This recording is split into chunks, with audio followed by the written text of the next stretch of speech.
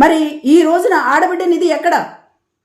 అది ఎక్కడా అని మేము అడుగుతూ ఉంటే నిన్న అచ్చెన్నాయుడు గారు ఆయన మాట్లాడిన మాటలేంటి?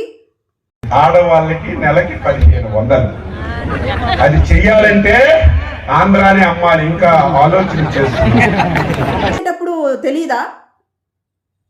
ఎలా ఇవ్వాలి అని ఆలోచన లేదా? ఏ విధంగా మహిళల్ని మభ్యపెట్టి ఓట్లేపించుకున్నారు? ఓట్లేపించుకొని మీరు గెలిచిన తర్వాత ఏరు దాటాక తెప్ప తగలేసే రీతిగా మీ టీడీపీ ప్రభుత్వం తయారైంది. మహిళలకి ఇలా మోసపుచ్చి ఓట్లేయించుకొని వాళ్ళకి ఇచ్చేటువంటి పథకాల్లో కూడా ఇవ్వకోకుండా ఇలా మోసపూరితమైన ప్రభుత్వం రాజ్య పరిపాలన చేస్తూ ఉంది.